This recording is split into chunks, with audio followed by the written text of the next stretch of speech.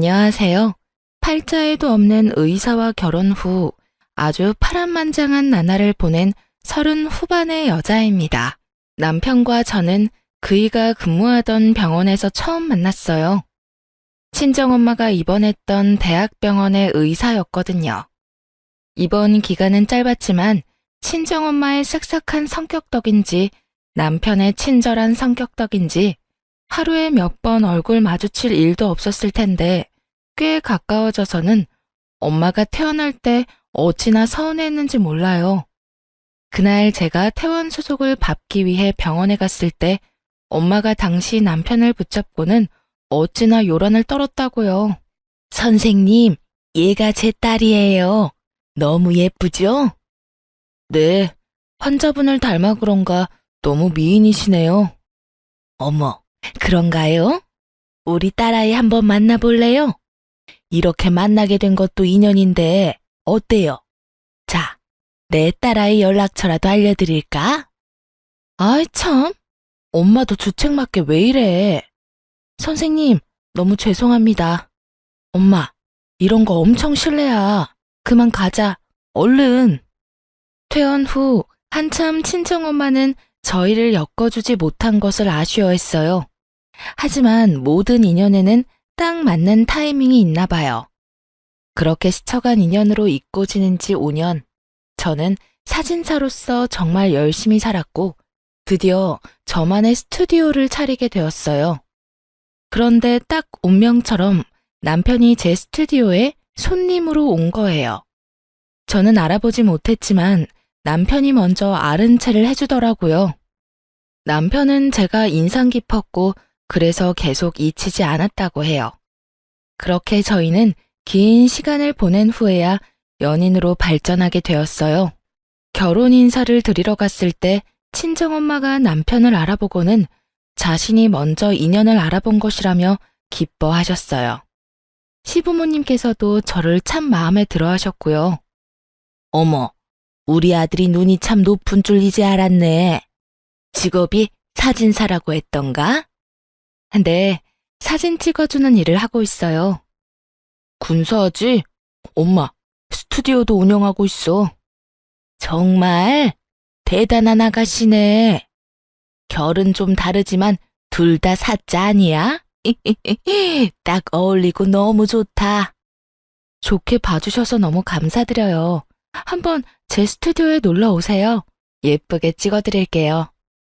그럼 너무 좋지. 사진 잘 찍는 것도 공부 잘하는 것만큼이나 큰 능력이지 않니? 너무 근사하다 얘. 시부모님은 잘난 의사 아들을 뒀어도 참 편견 없는 분이셨어요. 그리고 시댁이 친정보다 조금 더 부유하긴 했지만 모든 면에서 볼 때 격차가 크지 않았던 덕에 승낙받기도 수월했던 것 같고요. 그런 게 아니더라도 상대를 존중하는 어투로 대화를 이어가는 시부모님이 좋았고 앞으로 살면서 배울 점이 참 많을 거라는 기대도 생겼어요. 거기다 결혼 준비할 당시 시댁에서 참 많이 신경 써주었어요. 예물도 저와 남편 둘이 소소하게 준비하는 정도로만 하자고 먼저 제안해 주셨었죠. 저는 이런 부분에서 시부모님이 참 검소한 분들이라 생각했고 너무 감사했어요. 결혼 준비는 잘 되어 가니? 드레스 사진 보니까 너무 예쁘던걸. 감사해요, 어머님. 좋은 곳으로 알아봐 주신 덕에 너무 편하게 피팅했어요. 사실 결혼하면 꼭 필요한 스드메라고 하죠. 이 전부를 시모가 나서서 도움을 주었어요. 아는 분이 계시다며 연결해 주셨거든요. 결혼은 여자가 주인공이라며 제 의견도 존중해 주시고요. 항상 제 생각을 물어봐 주셨거든요. 청첩장 준비할 때가 되니 하객 관련해서도 이야기해 주셨죠. 하객분 초대는 어떻게 할 생각이니? 예식장 홀이 크지 않다고 들었는데 말이야. 그러게, 나도 그 부분은 조금 고민인데. 얘기 나온 김에 엄마 생각을 좀 알려줘봐. 엄마 생각엔 너무 많이 부르지 말고 정말 소중한 인연만 부르는 게 어떨까? 홀에 맞지 않게 많이 부르는 것도 예의는 아니지 싶거든. 여울이 생각은 어떠니? 제 생각에도 그게 좋을 것 같아요. 남편이 큰 병원에 다니는 의사라 남편 지인만 해도 어마어마할 텐데 먼저 이렇게 말해준 게 너무 감사했어요. 사실 제가 인맥이 그리 넓지 않은 편인데 남편 측 하객수와 확연히 비교가 될까 조금 염려했던 마음도 있었거든요. 그런데 결혼식 하객은 아무래도 부모님의 손님을 모시는 자리라는 말이 있잖아요. 그래서인지 시모가 친정엄마와 만나는 자리까지 마련해 상의를 하더라고요. 사돈, 잘 지내셨어요? 아이들이 결혼 준비로 바쁘다 보니 덩달아 정신이 없죠. 그러게요. 딸아이 시집 보내려니 할 일이 많네요. 저는 아들이라 그런가 좀 수월한 것도 같아요. 제가 이렇게 자리를 마련한 건 하객 초대 관련해서 상의 드리고 싶어서요. 아이들과만 상의하고 결정할 수는 없지 싶더라고요. 배려 감사해요. 안 그래도 딸이 얘기하더라고요. 아이들만 괜찮다면 저희 부부는 뭐든 좋아요. 하객의 참석수보단 진심으로 축하해줄 소중한 사람을 초대하는 것에 의미를 두어야 한다고 생각하고 있어요. 시모가 예의를 갖춘 것처럼 저희 친정 부모님도 이런 시부모님의 생각을 존중했어요. 그리고 시모를 만나고 온 그날 친정엄마는 참 뿌듯해하셨고 또 기뻐했어요. 우리 딸이 언제 커서 이렇게 사람 보는 눈이 다 생겼지? 응? 너무 뜬금없는 말인데 갑자기 웬 칭찬이래? 오늘 사돈댁 만나고 오는데 그런 생각이 들더라. 사려 깊은 부모를 둔 내 사위는 얼마나 좋은 사람일까 하는.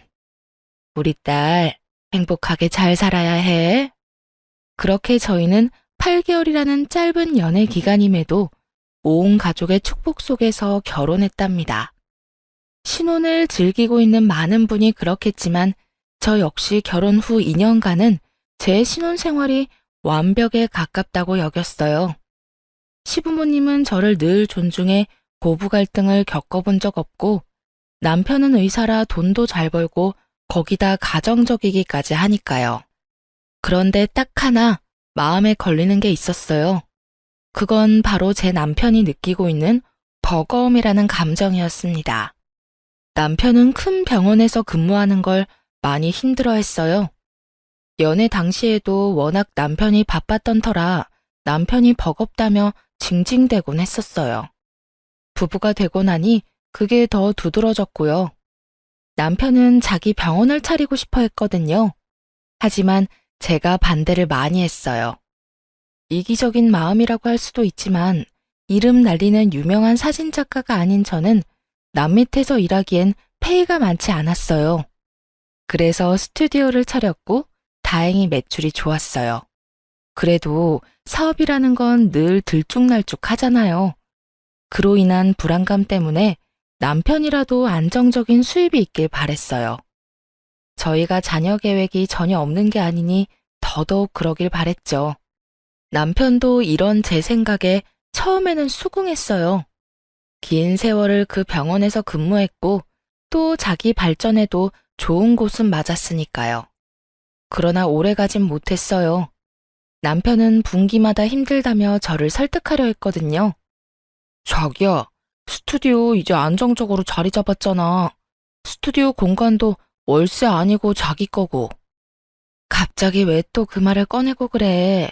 전에 그냥 잘 다녀보겠다면서. 이 얘기 다 끝냈던 거 아니야? 그러려고 했지. 그땐 그런 마음이었어. 그런데 너무 힘든 걸 어떡하냐? 잘 생각 좀 해봐. 당신까지 그 좋은 병원 등지고 나와서 전전긍긍하며 새로 차린 병원이 자리 잡을 때까지 버텨야 해. 그건 뭐 안 힘들겠어? 내 병원이라는 것에 대한 사명감이 있으니까 낫겠지. 당신은 의사생활 해본 적도 없으면서 뭘 그렇게 아는 체를 해? 남편은 자기 뜻대로 되지 않는 기간이 길어지니 이제 제가 의사가 되어보지 않아 모른다며 강하게 피력했어요. 하지만 어찌 보면 이것도 절 무시한다 여겨져 화가 치밀었죠. 그래, 난 의사 되어본 적 없어. 그런데 지금 그 말이 왜 나와? 아무것도 모르면서 자꾸 나더러만 버티라고 하니까 그러잖아. 의사 생활 해본 적도 없으면서 당신만의 잣대로 판단하니까. 어떤 일이든 사회생활에 쉬운 일은 없다는 걸 30이 넘는 나이가 될 때까지 모를 수 없는 것 아닌가요? 남의 돈 버는 게 쉬운 일이 있을 리 없는 걸 알면서 자기가 원하는 방향으로 어떻게든 만들기 위해 남편이 막말을 하기 시작했다는 게 너무 실망스러웠어요. 제 잣대로만 판단한다는 말도 부적절한 표현이라 생각됐고요. 그럼 당신은 병원을 개업해 봤어? 그런 경험이 있어서 지금 잘 다니고 있는 병원을 그만두겠다는 말을 하는 거야? 막말로 당신 병원 개업할 돈은 있어? 땡전 한 푼 없는 게 아니니 마련하면 되지. 병원 개업도 사업인데 자금 마련이 그렇게 쉬운 줄 알아? 당신이 생각해 놓은 게 있으면 허심탄회하게 다 털어놔봐. 그래야 내가 더 진중하게 고민해 볼 것 아니야. 매번 두루뭉술하게 말하면서 힘들다고 징징대면 그건 투정밖에 안 되잖아. 내가 모아둔 돈도 있고 인정받을 경력도 있는데 뭐가 문제야? 병원 그만두기 전에 대출 받고 나서 사직하면 돼. 그리고 요즘은 개인 병원이 더 잘 된다는 말도 있잖아. 내가 그 대출 갚을 돈도 못 벌 리가 없다는 소리야. 당신이 그걸 어떻게 확신해? 사업에 정해진 결과는 없어. 아, 진짜. 당신이야말로 당신만의 답을 정해놔서 나 막는 거잖아. 남편 출세길 막는 와이프 소리 듣기 싫으면 작작 좀 해. 내가 당신 굶기는 일은 없게 한다고 좀 믿어달라니까? 시간이 갈수록 남편과의 의견 대립이 너무 답답했어요. 그리고 자신에 대한 믿음이 부족하다며 서운해하는 남편의 말을 매번 듣고 있자니 그것도 속이 터졌고요. 결국 저는 꽤 긴 실랑이 끝에 남편의 뜻을 따르기로 했어요. 그이는 자기의 말대로 다니고 있는 병원을 사직하기 전 대출을 받아 병원 개업 준비에 나섰죠. 그렇게 꼬박 1년 만에 남편은 자기 병원을 차렸어요. 그 1년이라는 시간 동안에도 정말 저는 속이 터지는 줄 알았어요.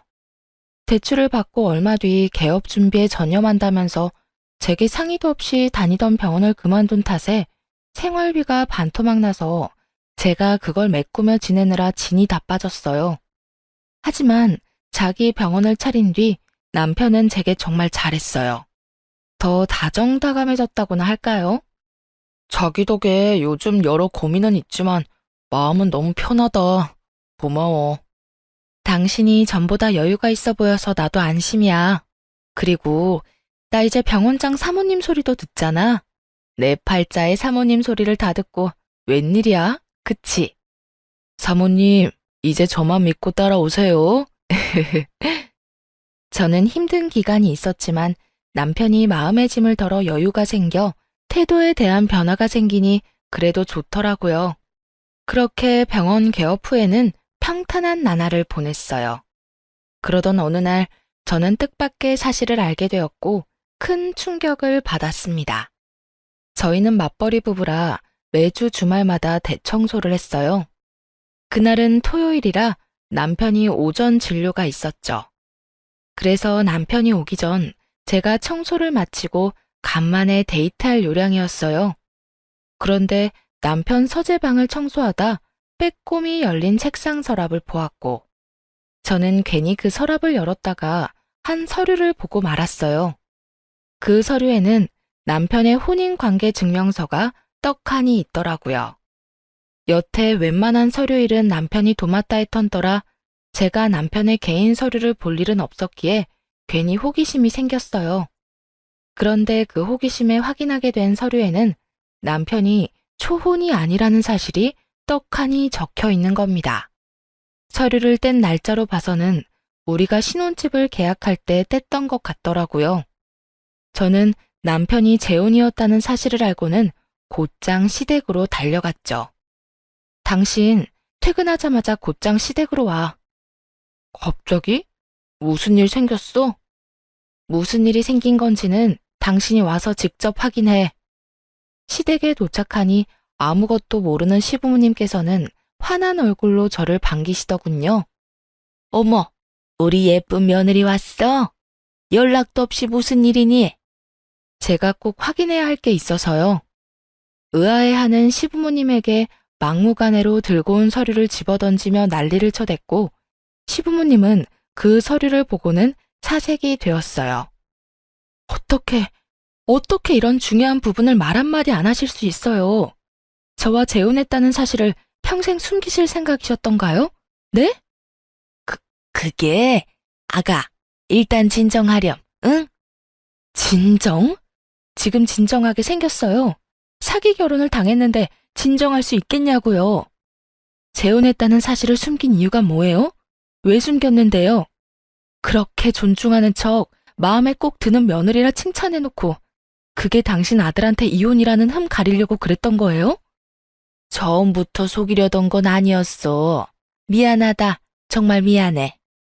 내 아들이 한 번 결혼에 실패했는데 그런 치부를 어떻게 드러내니?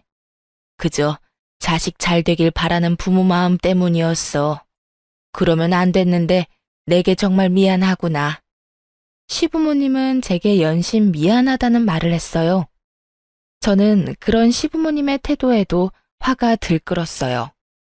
그런데 마침 남편이 시댁에 도착했고 시부모님이 제게 미안하다고 비는 모습을 보게 된 거예요. 남편은 이게 다 무슨 상황이냐며 무작정 제게 큰 소리부터 쳐댔어요. 엄마, 아빠, 며느리 앞에서 왜 그러고 있어? 당신 내 부모님께 뭐라고 했길래 이런 상황이 생겨? 뭐? 내가 몹쓸 말이라도 했을까봐 지금 이러는 거야? 어머님, 아버님이 저러는 모습 보기 싫으면 당신이 해. 이게 다 당신 때문이니까. 그게 무슨 말이야? 너 설마 병원 개업한 거 걸고 넘어졌어? 엄마, 얘가 병원 운운하면 뭐라고 했어? 어? 아들, 그런 거 아니야. 우리가 잘못해서 그래. 너도 얼른 싹싹 빌어. 어서. 시부모님은 남편을 말리며 어서 빌라고 했지만 남편은 이유도 모르고 빌 수 없다며 버텼어요. 저는 바닥에 떨어진 서류를 집어들어 남편의 얼굴에 들이밀며 난리를 쳤죠. 병원 같은 소리 하네. 네 결혼 전력 탓이다 왜? 당신이나 당신 부모나 사람을 감쪽같이 속이고도 무사할 줄 알았어? 내가 재혼 사실을 평생 모르고 살 줄 알았냐고. 이거 다 사기 결혼이야. 사기 결혼이라고. 사기라니. 아가, 아니야. 내가 네가 너무 마음에 들어서 우리 아들한테 말하지 말라고 했어. 어미가 돼서 내 욕심에 일을 이렇게까지 만들었어. 미안하다, 미안해. 엄마, 무슨 소리야? 아니야. 내가 재혼이라는 사실 알면 당신이 나 거들떠나 받겠어? 그게 무서워서 숨긴 거야. 내가 죽을 죄를 지었다. 정말 진심이야. 아주 눈물겨워 못 봐주겠네.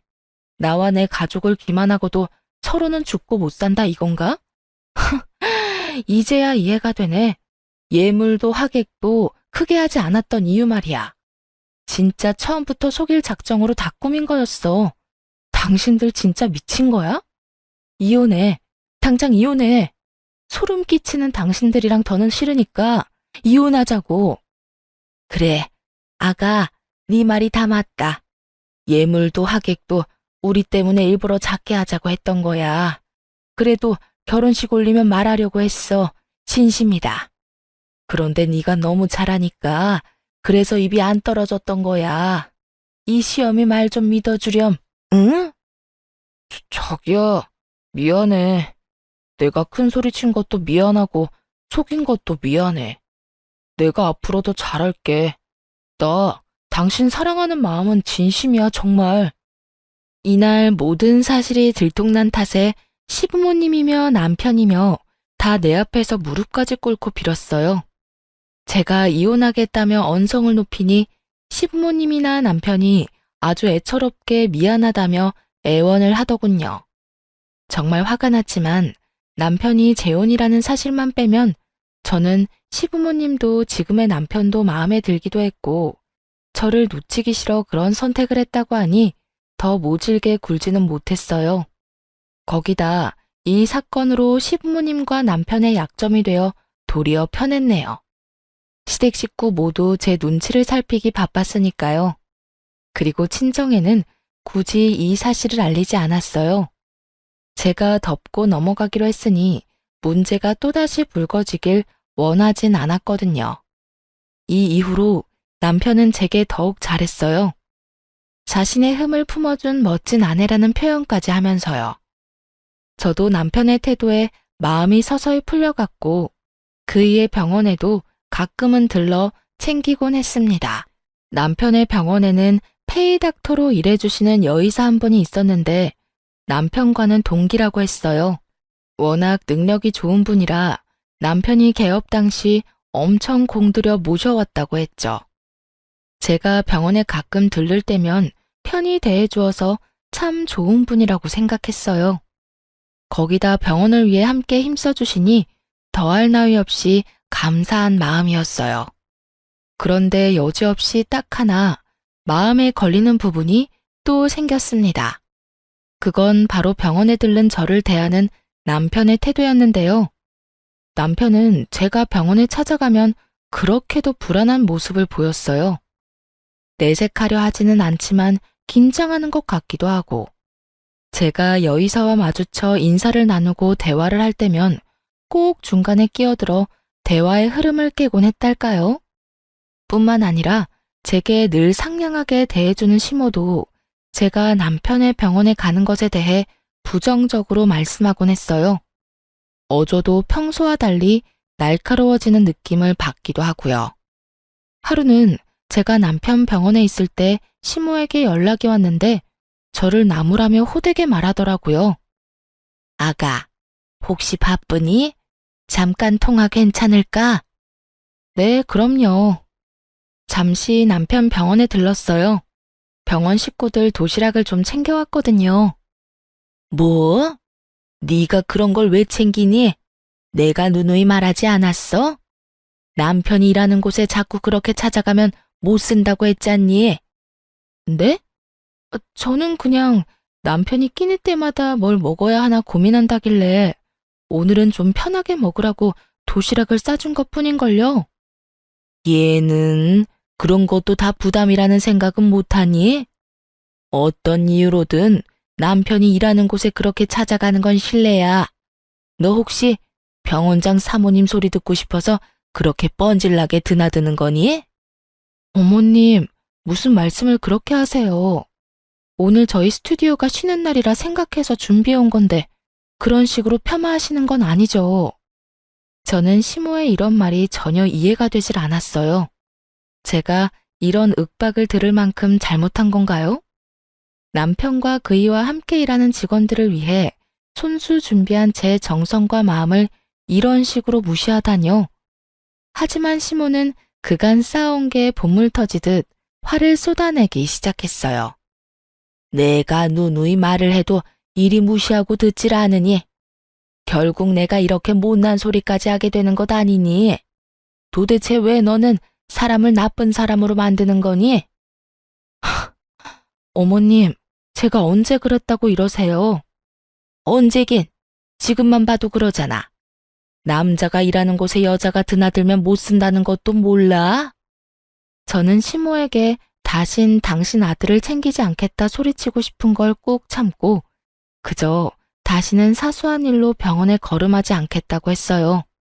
이런 무의미한 실랑이가 길어질수록 저만 힘드니까요. 그리고 다시는 남편에게 마음 쓰지 않기로 속으로만 생각하고 말았어요. 제가 시모와 통화를 마치자 남편은 그새 기고만장해져서는 시모 빙이라도 된 듯 똑같이 저에게 말하더군요. 엄마가 뭐래? 자꾸 병원에 찾아오고 그러지 말라시지? 그러게, 내가 여러 번 말했잖아. 당신 지금 기분이 퍽 좋은가 봐? 내가 나조차고 오늘 이렇게 바리바리 챙겨서 왔어? 어? 왜 사서 고생을 해 그러니까. 병원에서 더 큰 소리 내는 것도 민폐야. 그만 돌아가. 그 뒤로 저는 남편을 챙기려 하지 않았어요. 조금 속 좁은 거라고 할지 모르지만 집에서까지도 바쁜 척을 하며 남편 챙기는 걸 뜸하기도 했죠. 물론 그이의 병원에도 잘 가지 않았고요. 그러던 어느 날 갑작스러운 복통 때문에 남편 병원에 가게 됐어요. 붐비는 시간을 피해 점심시간에 잠깐 진료를 받기로 했거든요. 그런데 하필이면 시모가 남편의 병원에 와 있는 거예요. 저더러는 그렇게 잔소리를 해놓고 말이에요. 하지만 황당한 건 여기서 끝이 아니었어요. 여의사와 남편 그리고 시모까지 셋이서 식사를 하고 있는 겁니다. 그 모습을 보는데 어찌나 기분이 언짢던지 심지어는 시모와 여의사가 꽤 가까워 보이기까지 해 기분이 더 이상했어요. 저는 괜히 발소리도 더 크게 내며 병원 안으로 들어섰죠. 제 등장에 식사 중이던 시모와 남편이 소스라치게 놀라서 말까지 더듬더군요. 아가, 무슨 일로 여기까지? 자기야, 여긴 연락도 없이 왜 왔어? 내가 못 올 곳이라도 왔나요? 뭘 그렇게까지 놀라고들 그러세요. 어머님께서는 저를 그렇게 나무라시더니 와서 함께 식사까지 하고 계시네요. 이건 그러니까 오해란다. 오해야. 내가 점심시간이라 같이 식사하자고 했어. 그치 엄마? 남편과 시모는 서로 제 눈치를 보며 둘러대기 바빴어요. 그런데 그 모습의 여의사가 시모와 남편을 번갈아 보더니 이죽거리는데 괜히 제 기분이 너무 상하는 거예요. 그래서 저는 말을 비꼬며 여의사에게 말을 건넸어요. 선생님께서는 병원장 아내인 제가 왔는데 일어나 보지도 않으시네요. 좀 친해졌다고 이렇게 예의를 안 차려도 되는 건가요? 아, 그러게요. 제가 좀 무례했나요? 당신 왜 괜히 시비를 걸어대? 그만해. 남편이 제 말에 사색이 된 얼굴을 하더니 급히 저를 말려댔어요.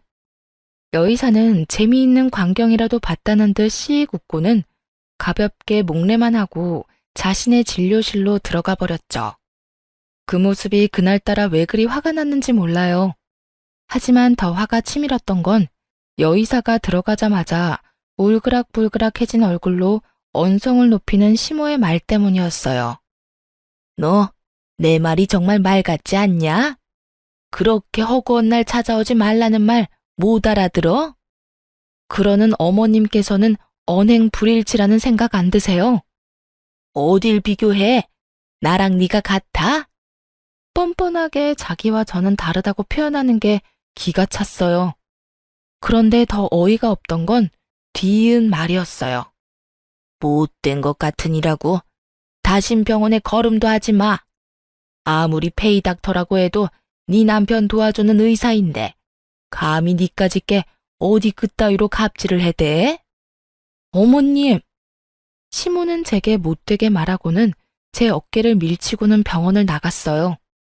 남편도 제가 왜 왔는지는 관심도 없는지 제 등을 떠밀며 병원 밖으로 밀어내더라고요. 그 후로 저는 어떤 일이 있어도 남편의 병원에는 절대 가지 않았어요. 아파도 다른 병원에 가서 돈 내고 진료를 받았어요. 그렇게 지내던 와중 하루는 남편 병원에서 근무하는 여의사가 제 번호를 어떻게 알았는지 개인적으로 연락이 왔어요. 안녕하세요. 저 닥터 최입니다. 아, 네, 안녕하세요. 전에 범했던 제 무례는 너무 죄송해요. 일찍 사과드렸어야 했는데. 그 일이라면 괜찮아요. 충분히 이해합니다. 오늘 이렇게 연락드린 건 꼭 드릴 말씀이 있어서예요. 혹시 오늘 시간이 되시면 좀 만나 뵐 수 있을까요? 그렇게 저는 여의사를 만나기 위해 퇴근 시간에 맞춰 남편 병원 옆 건물 카페로 향했어요. 여의사가 먼저 도착해 자리하고 있었는데 한 아이와 함께 있더라고요. 먼저 만남을 청했는데 아이를 데리고 왔다는 게 조금 의아했어요. 하지만 구태여 아이에 대해 묻지는 않았어요. 그저 하고 싶었던 말이 뭔지 용건만 물었죠. 그런 제게 여의사는 조용히 서류 2장을 내밀었어요. 저는 서류를 받아들어 살펴본 뒤 정말 놀라 나자빠질 뻔했습니다. 여의사가 내민 서류는 자신의 혼인증명서류와 남편의 병원 건물의 임대차 계약서였던 거예요. 서류를 보고 사시나무 떨듯 떨고 있는 제게 여의사는 나직한 목소리로 말을 하기 시작했어요. 많이 놀라셨죠? 죄송해요. 그런데 전해보니 아무것도 모르고 계신 게 마음에 걸려 결례라는 걸 알고도 이렇게 뵙자고 했어요. 이 서류가 정말 사실인가요? 네, 보신 것처럼 제가 당신 남편의 전처예요. 그리고 당신이 알고 있는 이 병원의 진짜 원장이고요. 말도 안 돼. 말도 안 돼요. 어떻게 이런 일이... 저는 이 모든 것에 눈앞이 아찔했어요. 정말 어찌할 바를 모르겠더라고요. 그런 제게 모든 걸 알리겠다 마음먹은 여의사는 말을 이어갔고 마지막 말에 저는 이성을 잃고 말았습니다. 이 아이도 당신의 남편과 많이 닮지 않았나요?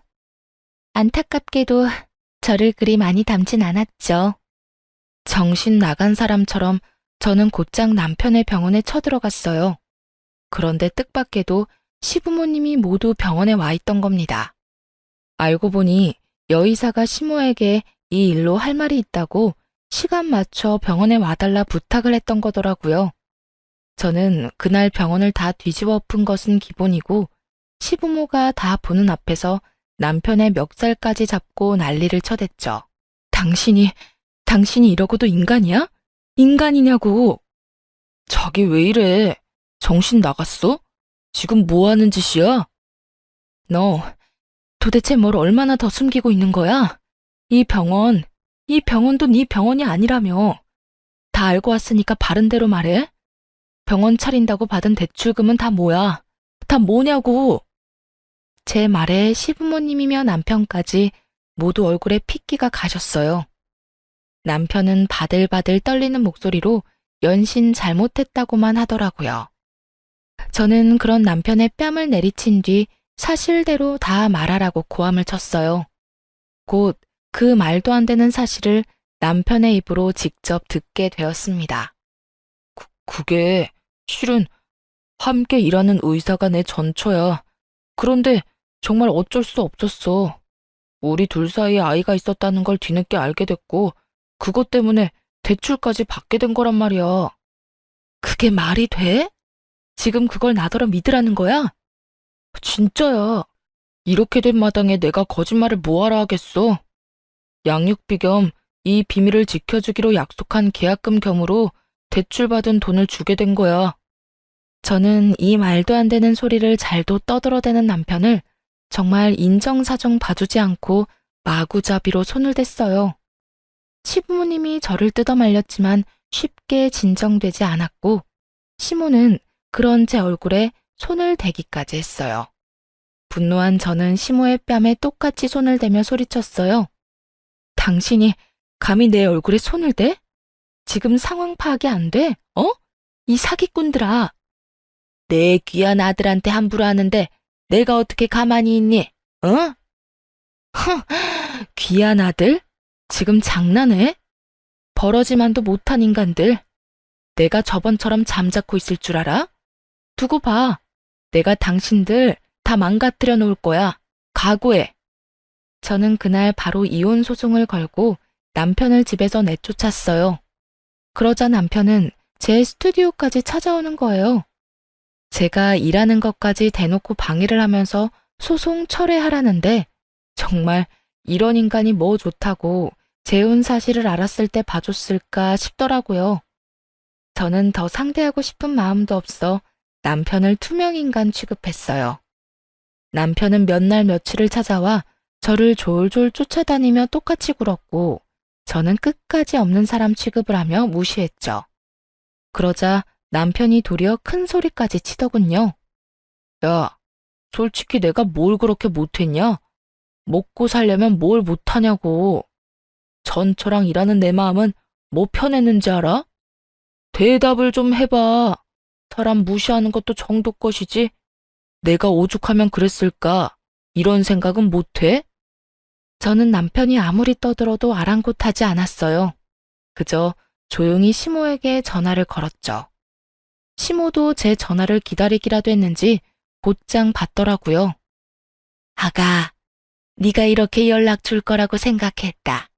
우리가 못된 마음으로. 됐고요. 제 사업장에서 영업 방해하고 있는 당신 자식이나 치우세요. 지금 당장 치우지 않으면 신고할 줄 알아요. 알겠어요? 제 통화를 듣고 있던 남편은 제가 통화를 끊기 무섭게 서운하다며 찡얼댔어요. 아무리 그래도 아직 부부인데 영업 방해라니, 신고를 하겠다니, 정말 너무한 거 아니야? 우리 부부관계를 개선하기 위해 노력 중인 건 안 보여? 저는 여전히 대꾸하지 않았고 제 말에 겁먹은 시모는 불이 나게 달려와 남편을 데리고 나갔어요. 그런데 그날 저녁 시모가 저를 다시 찾아왔습니다. 남편과 똑같이 이혼은 안 된다고 말리기 위해서요. 아가, 이혼이라는 게 네가 생각하는 것처럼 쉬운 게 아니야. 나라곤 한평생을 살면서 이혼 생각은 안 해봤겠니? 그걸 행동으로 옮기냐 안 옮기냐는 정말 다른 거란다. 그런 말씀을 제게 할 만큼 떳떳하진 않으시잖아요. 절 가르치려 들지 마세요.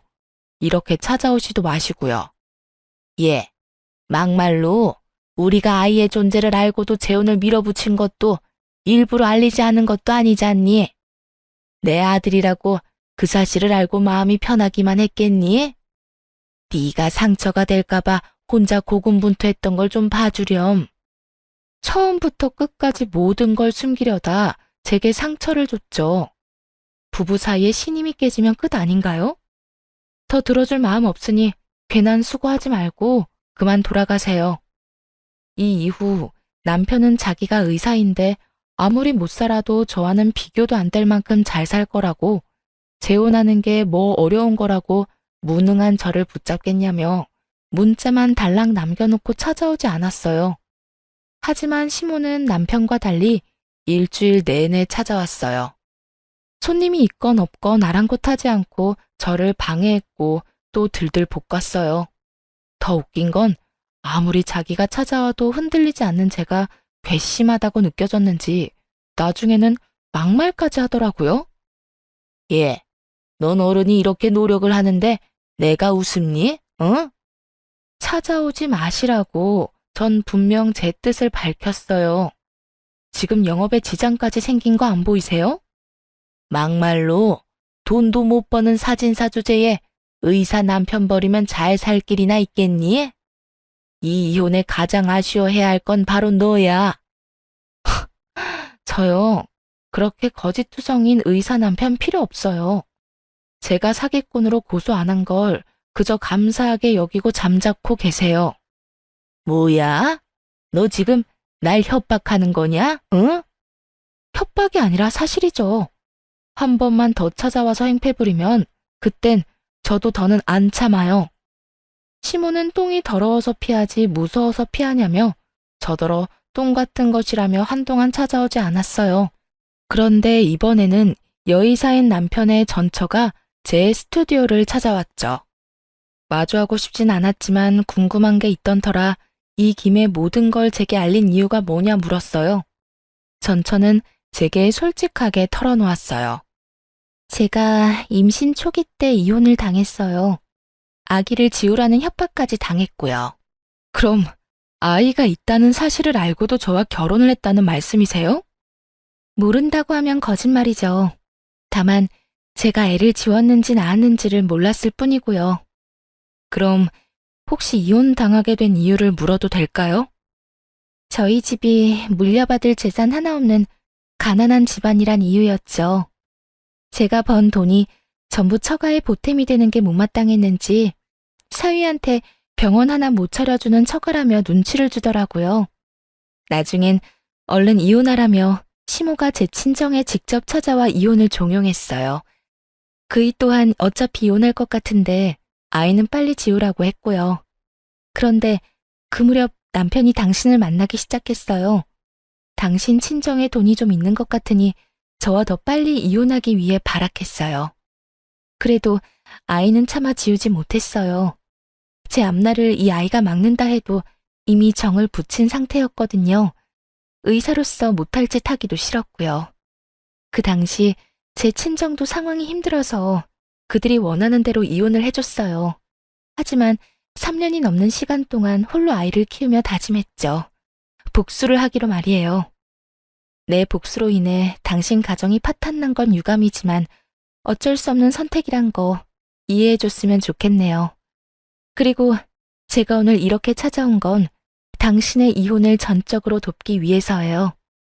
대뜸 제 이혼을 돕겠다는 말이 저는 너무나 당혹스러웠어요. 미워하고 원망해도 모자랄 판에 돕겠다뇨. 네? 제 이혼을 왜 돕는다는 거죠? 사실 전 남편을 이직시키고 돈을 뜯어낸 건 전부 복수를 위해서였어요. 꽤 오래전부터 계획했던 일이고요. 제 복수를 위해 전 남편에게 날개를 달아주는 척했고 모든 걸 잃었다 여겨질 때 무너뜨린 거예요. 당신에게는 정말 진심으로 미안한 마음이에요. 어떻게든 도움이 된다면 전적으로 돕고 싶어요. 전처의 말로는 남편이 제게 병원장이라고 했을 때 잠자코 있었던 이유도 다 복수를 실현하기 위해서였다고 했어요. 이혼을 도와서라도 자신의 마음의 짐을 덜고 싶었던 것 같았죠. 저는 처음에는 거절하려 했어요. 어찌되었든 제가 모르는 사이 한 가정을 망쳤으니 제게도 책임이 있다는 생각이 강하게 들었거든요. 하지만 남편의 전처는 제 거절을 거절했고 저는 결국 그 제안을 받아들이게 되었어요. 수락한 지 사흘쯤 지났을까요? 전화 한 통이 왔는데 바로 유명 로펌에서 근무하는 이혼 전문 변호사였어요. 남편 전처가 자신의 인맥과 사비까지 동원해 연결해 주었더라고요. 덕분에 최단 기간 남편의 모든 것을 빼앗는 쾌거를 이루며 위풍당당하게 이혼해서 승소할 수 있었어요. 재산이며 위자료까지 전 남편에게 가는 건 쌀 한 톨도 남김없이 전부요. 그뿐이겠어요? 제가 이혼해서 승소했다는 소식을 전처인 여의사에게 알리자마자 전 남편은 전처 병원에서 단번에 잘리게 되었습니다. 전 남편은 그제야 자기 발등에 불 떨어진 걸 느꼈는지 저를 찾아오기 시작했어요. 나 너한테 이혼당하고 일자리도 잃었어. 나 이제 어떡하냐? 그걸 왜 나한테 와서 물어? 그러게 양심적으로 올곧게 살지 그랬어. 앞으론 내 스튜디오도 찾아오지 마. 부정타니까. 제 남편은 제 모진 말에도 꾸준히도 저를 찾아왔고 나중에는 전처인 여의사의 험담까지 해댔어요. 사실 우리가 이렇게 이혼까지 한 이유는 전부 그 여자 때문이잖아. 그런 인간 같지도 않은 여자를 만났던 내 자신이 한심하다 진짜. 웃기는 소리 하지 마. 우리 이혼은 순전히 당신 때문이니까. 뭐? 그 여자만 아니었어도 우린 잘 살았을 거야. 그 여자가 시한폭탄이었다고. 제게 찾아와 이런 말도 안 되는 소리를 자꾸 짓거리는 전 남편이 한심했어요. 인간 같지도 않은 이 인간이 감히 남을 험담한다니 얼마나 우습던지. 저는 이런 남편에게 엄포를 놓았어요. 제발 사람답게 살아라. 네가 흉보는 그 여자가 너보다 더 양심적이고 사람다워 이 머저리야. 아무리 쓰레기도 쓰레기 나름이라지만 넌 가축 사료로도 못 쓸 만큼 말종이야. 다신 마주치지 말고 살자 좀. 하지만 제 말귀를 못 알아먹은 건지 사면 초과라 지푸라기라도 잡을 심정이었던 건지 그렇게도 저를 찾아와서는 구걸을 해댔어요. 내가 오고 싶어 오는 건 아니야. 그건 알지? 내가 이혼당하면서 재산 한 푼 없이 끝이 났잖아. 거기다 실직까지 당해서 사람 구실도 못하고 있고 말이야. 그런 말을 왜 나한테 와서 해, 짜증나게. 왜긴, 너 말곤 말할 곳이 어딨어. 그래서 말인데, 오갈 곳 없는 나 좀 다시 받아주면 안 될까? 나 정말 이제 숨기는 것도 없어. 네가 아는 게 전부야. 전 남편은 자기를 다시 받아달라며 애원하고 또 애원했어요. 하지만 바닥까지 다 본 마당에 이게 말이나 되나요? 저는 그런 전 남편에게 제발 마주치지 말자 말했지만 그럴 수는 없다며 시답지 않은 말까지 하더라고요. 우리 좋았던 순간들 많았잖아. 제발 다시 한번 잘 생각해봐. 응? 내가 쥐뿔도 없어서 그래? 그건 걱정 마. 당신 스튜디오 인테리어 새로 해서 내 병원 개업하면 좋잖아. 당신은 내가 벌어다 주는 돈으로 지내면서 원하는 사진 원 없이 찍고 말이야. 그럴 일은 추호도 없으니까 이 근처에는 다시는 얼씬도 하지 마. 지금처럼 자꾸 찾아오면 이번엔 진짜 영업방해로 신고할 줄 알라고. 저는 전 남편이 반성은커녕 끝까지 지 생각하는 모습에 더욱 넌더리가 났어요. 정말 오만정이 다 떨어지니 이 인간의 목소리만 들어도 구역질이 날 것만 같았죠. 하지만 그 후로도 전 남편은 일부러 거짓골을 하고 와서는 스튜디오 문 앞에 쪼그려 앉아 오만 불쌍한 척을 해댔어요. 말만 안 걸었다 뿐이지 사람 거슬리는 짓은 다 했죠. 저는 결국 또 한 번 전시모에게 연락했어요. 제발 당신네 집 쓰레기 자식 좀 주워가요. 구질구질한 것도 정도 것이지. 오죽하면 그러겠니, 오죽하면. 지금 데리러 가마. 전시모는 제 연락을 받고 곧 왔지만 전 남편보다 더 극성 맞았어요. 불쌍한 척하는 전 남편을 애잔한 눈으로 한참을 보더니 스튜디오 안으로 들어와서는 듣기 거북한 말을 하는데 딱 미치는 줄 알았습니다. 너는 저런 모습을 보고도 그렇게 매정하게 구는 게 되니? 정말 이렇게 차가운 사람인 줄은 꿈에도 몰랐다. 넌 내 아들이 가엾지도 않아? 저리 내게 매달리는데. 잔말 말고 얼른 저 인간이나 치우세요, 좀 제발. 민원 들어오고 난리도 아니라고요. 민원 조금 들어온 게 그렇게 힘드니? 이제 의사 면허만 있지 쥐뿔도 없이 다 잃은 내 아들 가여워서 눈물부터 나는 내 맘을 넌 모른다. 길 잃은 강아지도 데려가 키우는 판에 재결합하는 게 뭐 어려운 거라고 이렇게 속을 태워? 속 태우는 건 제가 아니라 당신들이지. 다 끝난 마당에 왜 이리 질척대면서 사람을 괴롭히느냔 말이야. 재결합이라는 말까지 꺼내며 노골적으로 자기 아들을 다시 받아달라니. 잘못이란 잘못은 다 해놓고 이렇게 뻔뻔한 말을 잘도 할 수 있는 인간들이라는 사실에 소름이 끼쳤어요. 높아진 언성의 건너편에 있던 상가 사장님께서 나오셨고 그제야 전 시모와 전 남편 모두 눈치만 보다 돌아갔어요. 하지만 그것도 잠시뿐이었어요. 몇 날 며칠을 제 스튜디오 앞에 전 남편을 따라와 똑같이 족치고 앉아있는 전 시모까지 봐야 했죠. 자기들을 용서하고 다시 잘해볼 생각이 들 때까지 계속하겠다며 시위 아닌 시위까지 하면서요. 저는 끝까지 지저분하게 끝내길 바라는 전 시모와 전 남편을 결국 영업방해로 신고했습니다. 그때서야 전 시부가 나서더라고요.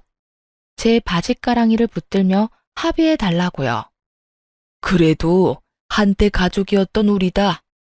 널 놓치기 아까워 미련하게 굴었던 게야. 그런데 어떻게 또다시 법정에서 설 생각부터 해. 이건 아니다. 이건 아니야.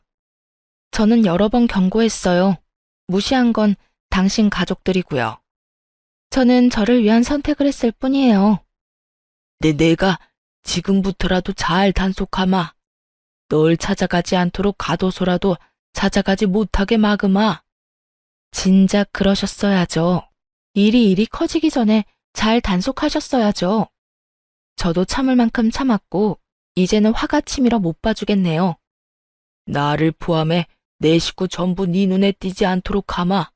그러니 제발 내 아들의 인생이 더는 엉망이 되지 않도록 선처 좀 해주렴. 못 믿겠다면 지금 이 자리에서 각서라도 쓰마. 저는 전 시부와 전 남편에게 각서를 받고서야 합의를 해주었어요. 오죽했으면 이렇게까지 할까 했던 안타까움은 전혀 없었어요. 단지 이 종이 몇 장의 힘으로 지긋지긋한 연이 끊기길 바라는 마음뿐이었죠. 하지만 전 시부가 단속한다 한들 다 큰 성인이 잡힐 리는 없더군요. 전 남편은 전 시부 몰래 돈을 꾸러 저를 또 찾아왔거든요. 하지만 저는 더는 상대하지 않고 남편을 뻥 걷어차 버렸습니다. 그리고 곧장 전 시부에게 연락했어요. 당신 아들이 지금 저더러 돈을 빌려달라며 찾아왔네요.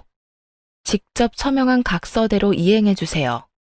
결국 전 시댁은 각서에 적힌 대로 제게 합의금의 5배를 물어야 했습니다.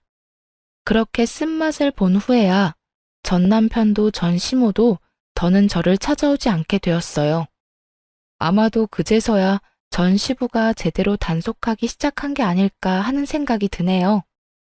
그 후로 한참 후에 전 남편의 전처인 여의사가 제게 안부차 연락을 했던 적이 있어요. 그때 전 남편의 소식을 전해주더군요. 전 남편이 친구와 선후배가 운영하는 병원에 페이닥터로 일하며 지냈다고요.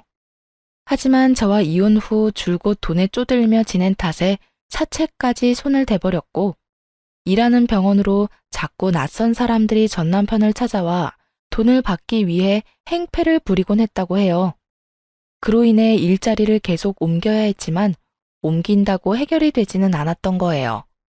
그렇게 지내다 보니 피해금으로 보상해야 할 돈만 어마어마하게 쌓이고 매 병원마다 전 남편을 잘라버린 거죠.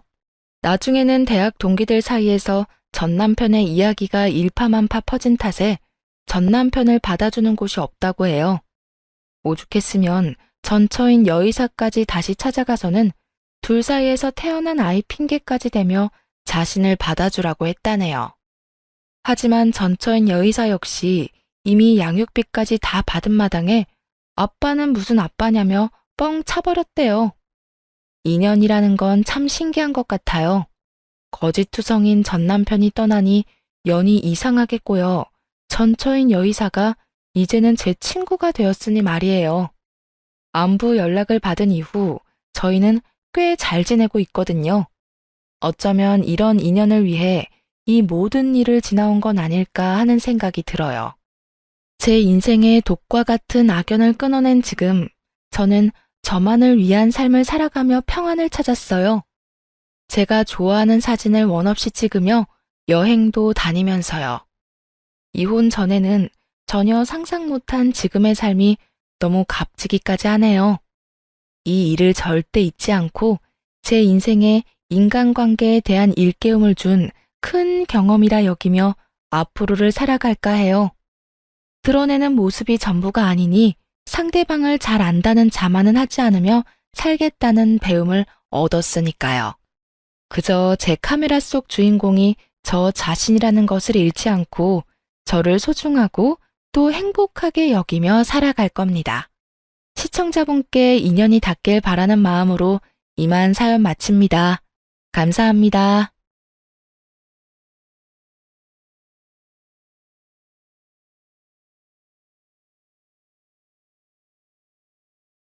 안녕하세요. 저는 40대이고 12살 아들을 키우고 있는 여자입니다.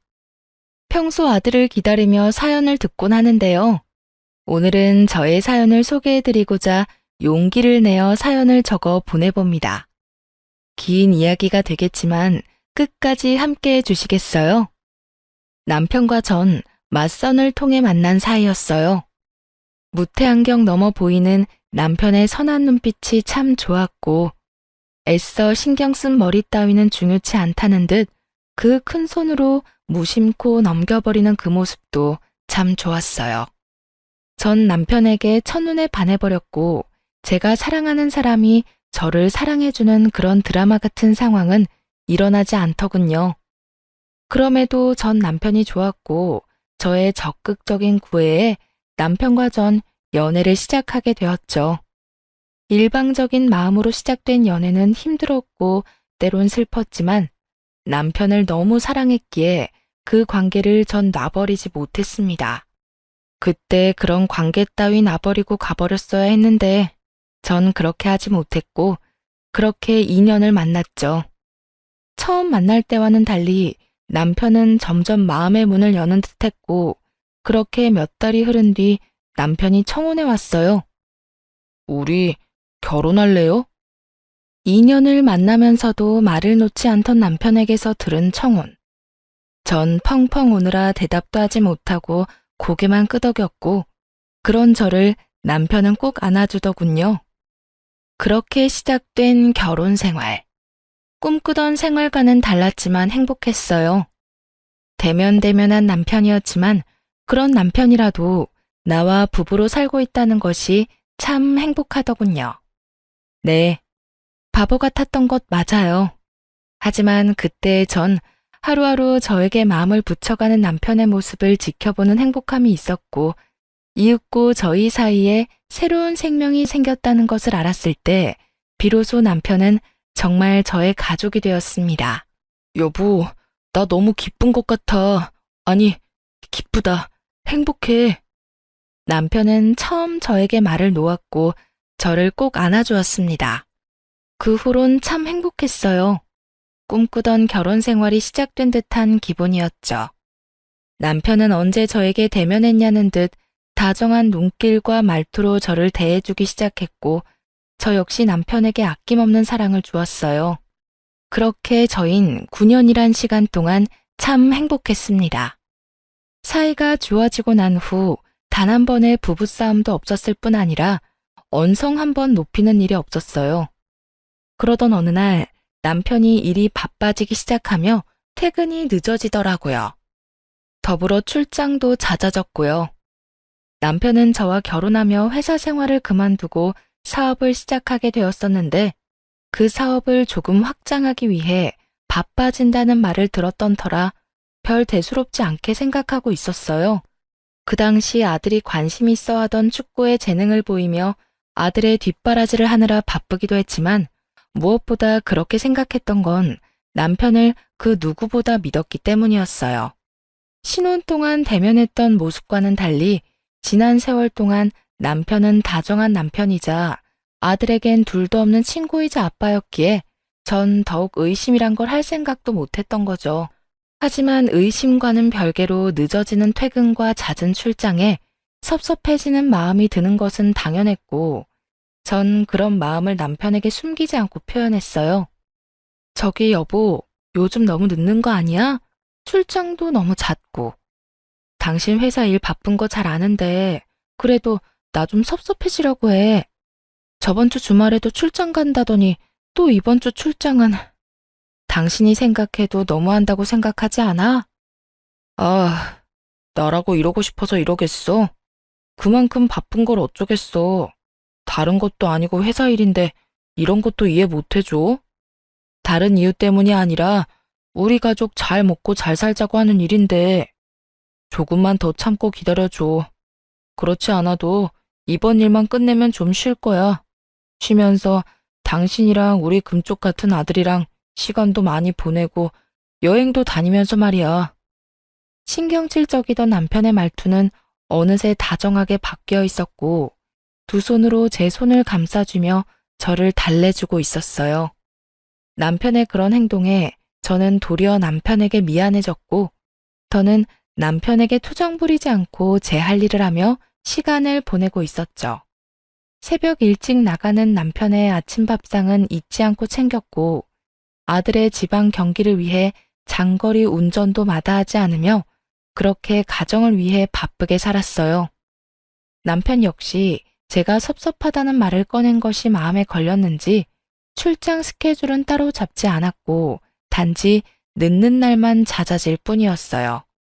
늦어지는 퇴근, 딱 그것만 아니라면 그야말로 완벽한 결혼 생활이었어요. 아들은 자신이 하고 싶은 축구에서 재능을 보이며 꽤나 즐기고 있었고, 남편의 사업도 잘 풀리는 듯하고 저 또한 가정에서 힘쓰고 있었으니 그만하면 되었다 싶었죠. 비록 제 꿈과는 거리가 먼 그저 두 남자의 뒷바라지일 뿐이었지만 현재 제가 가정에 충실하고 힘쓰는 것이 저의 새로운 꿈이라고 생각하며 만족하며 살아가고 있었어요. 그 무렵부터였던 것 같아요. 제가 옆집 여자와 친분을 쌓아갔던 게 말이에요. 전 당시 5살 된 딸아이를 키우고 있는 옆집 여자와 꽤 친하게 지냈는데 가깝게 지내다 보니 자연스럽게 그 집의 사정까지 알게 되었어요. 언니, 나 사실은 미혼모다? 응? 미혼모? 그러면 애 아빠는 네가 애 낳았다는 사실을 모르는 거야? 응. 헤어지고 난 뒤에 나도 임신했다는 사실을 알게 됐어. 지울까 고민도 했었는데 도저히 지울 수가 없더라고. 그래서 그냥 낳았지 뭐. 사실대로 밝히지 그랬어. 헤어지고 바로 알았으면 다시 잘 될 수도 있었을 텐데. 그럴 만한 일이 좀 있었어. 하여튼 그렇게 혼자 키우고 있다가 1년 전인가? 우연히 애아빠를 만났어. 그래서 이쪽으로 이사 오게 된 거고. 애아빠가 이사시켜줬거든. 어머, 그래? 두 사람 아무래도 인연인가 보다. 그래서 두 사람 같이 살기로 한 거야? 결혼할 거냐고. 그게 아직 고민 중이야. 어떻게 해야 할지. 고민할 게 뭐가 있어? 애도 있는데. 애 생각해서 좋게 생각해. 애 아빠가 합칠 마음이 있어 보이거든. 그냥 확 잡아버리란 말이야. 전 옆집 여자를 목에 핏대까지 세우며 응원했고 그 응원이 얼마나 웃기고도 말도 안 되는 응원이었는지 그땐 알지 못했죠. 그렇게 사정을 알고 난 후 전 옆집 여자와 더욱 가까워졌고 어느 날엔가 친정에서 대게를 보여줬는데 너무 많이 보내줬다며 집으로 초대하더라고요. 걔라면 자다가도 벌떡 일어나는 남편과 아들이 떠오르며 전 알겠다고 했고 주말이라 늘어지게 휴식을 취하고 있는 남편에게 물었어요. 여보, 옆집에서 대게 먹으러 오라는데 당신 갈 거지? 뭐? 옆집에서? 친정에서 대게를 보내줬는데 너무 많이 보내줬다고 오늘 저녁에 집으로 오라고 하더라고. 당신 걔 좋아하잖아. 이참에 인사도 할 겸 같이 가자. 전 남편의 팔을 잡아 끌었고 남편은 그런 저의 손길을 살짝 뿌리치며 피곤한 얼굴을 지어 보이더라고요. 에이, 나 피곤해. 그리고 그런 자리 나 불편해하는 거 알잖아. 난 그냥 집에서 좀 잘 테니까 나 말고 대기라면 환장하는 아들만 데리고 다녀와. 그래? 하긴 당신 요즘 많이 바쁘긴 했어. 그러면 알아서 좀 챙겨 먹어. 알겠지? 내 걱정은 말고 다녀와. 그렇게 남편만 두고 아들과 함께 찾은 옆집엔 식탁 한가득 대게가 올려져 있었고 남편을 닮아 게를 좋아하는 아들과 애아빠를 닮아 게라면 사족을 못 쓴다는 옆집 딸은 먹는 사람조차 군침이 돌게 맛있게 먹어주었어요. 만족스러운 식사가 끝나고 아이들은 아이들끼리 어른은 어른끼리 시간을 내고 있었죠. 대화가 잘 통하던 탓에 시간은 속절없이 흐르고 있었고 어느새 시계바늘이 9시를 향하고 있다는 것을 깨달은 전 황급히 집으로 돌아가기 위해 아들을 불렀어요. 제 목소리가 작진 않았을 텐데 무슨 일인지 아들은 대답조차 없었고 저와 옆집 여자는 아이들이 놀고 있는 방으로 향했죠. 방에 가까워질수록 다투는 소리가 들린다 싶더니 아니나 다를까 두 아이는 다투고 있었어요. 너희 뭐해? 왜 싸우고 있어? 저의 물음에 아들은 이렇게 말하더군요. 엄마, 이거 우리 아빠 손수건이잖아. 우리 아빠 손수건이 여기에 있어서 내가 가져가서 아빠 주려고 했는데 얘가 계속 자기 아빠 거라고 못 가져가게 하잖아. 이렇게 말한 아들은 손수건을 더욱 꽉 쥐었고 전 그 손수건이 왜 여기에 있어? 라고 말하며 아들의 손에서 손수건을 뺏으려는 순간 설마 남편의 손수건일까 했던 제 생각은 순식간에 바뀌었어요. 아들이 쥐고 있는 손수건은 남편의 손수건과 똑같더군요.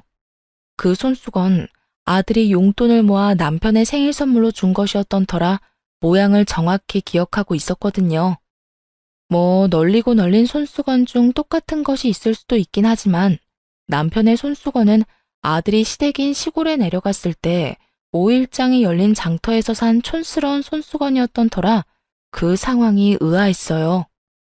백화점도 아닌 그렇다고 마트도 아닌 시골 장터 5일장에서 산 촌스러운 손수건을 두고 싸우는 상황이라니.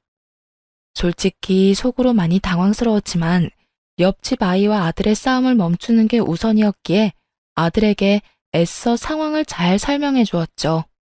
아들, 이건 아빠 손수건이랑 똑같긴 한데 아빠 손수건은 아니야. 여기 동생 아빠 손수건이라고 하잖아.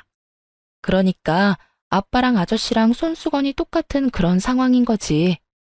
우리 아들이 충분히 헷갈릴 수 있는 상황이었고 이젠 아니란 걸 알았으니 어떻게 해야 할까? 저의 설득에 아들은 손수건은 동생에게 건네주었고 저흰 집으로 돌아왔어요. 집으로 돌아온 저는 방금 일어났던 상황을 남편에게 말해주었죠. 여보, 방금 옆집에서 뭘 봤는 줄 알아? 뭔데? 당신 손수건. 왜 있잖아. 우리 아들이 당신 생일이라고 용돈 모아서 사줬던 그 촌스러운 손수건.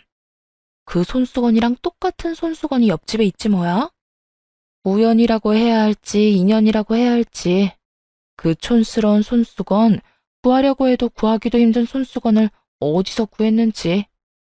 그러게 신기한 일이네. 그거 5일장에서 산 거 아니야? 여기에도 팔아? 비슷한 게 있을 리가 없는데. 신기하네. 그러니까 완전 똑같더라니까. 나도 순간 당황했지 뭐야. 그렇게 손수건 사건은 기억 속에서 사라지고 있었어요. 그날 이후 전 늘 그렇듯 소득 없이 바쁨의 연속이었고, 그날 역시 축구 교실에 아들을 데려다 준 후 그 근처에서 잠시 볼일을 보고 있었어요. 주어진 시간이 여유롭지 않았던 터라 급하게 볼일을 보고 있는데 축구 선생님께 전화가 오더라고요. 아들이 발목을 삐끗한 것 같은데 빨리 병원에 가봐야 할 것 같다고요. 급하게 아이를 데리고 병원에 갔고 오른쪽 발에 깁스하고 병원을 나올 수 있었어요.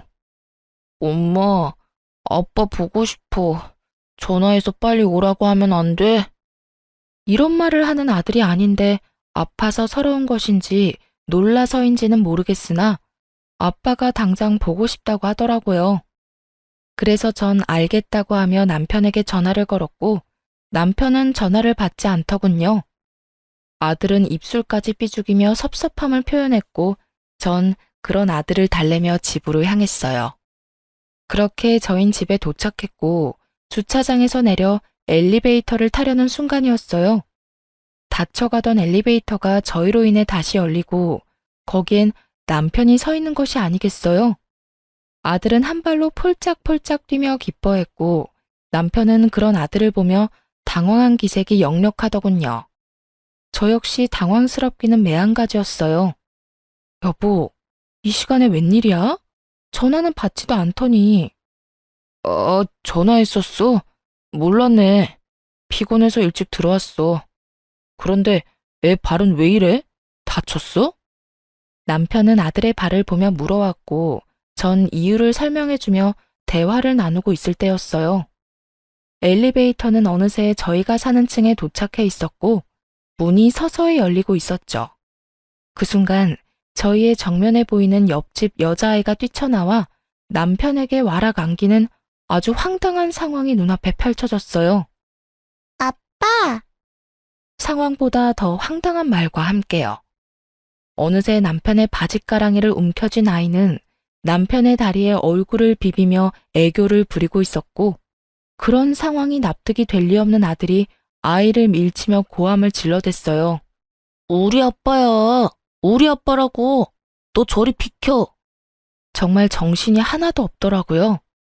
화가 나 씩씩거리는 아들, 그런 아들에게 밀쳐져 울음을 터뜨려버린 옆집 아이, 그리고 그 두 사람과 함께 저의 눈치까지 살피는 남편. 전 아무 말도 행동도 하지 못하고 있었고 눈치를 살피던 남편이 옆집 딸을 안아 올리더군요. 옆집 딸을 안은 남편은 문 앞에서 굳어버린 옆집 여자에게 딸을 건네주며 이렇게 말했어요. 아빠를 기다리고 있었나 보네요. 우리 아들 때문에 많이 놀란 것 같은데 잘 달래주세요. 아들 일은 죄송합니다. 고의는 아니었어요. 사과까지 마친 남편은 여전히 씩씩거리는 아들과 저를 데리고 집으로 들어와 버렸고 남편의 손에 의해 집으로 들어오던 저는 보고야 말았어요. 딸을 품에 꼭 안고서 저를 바라보던 옆집 여자의 황당함과 분노가 섞인 눈빛을요.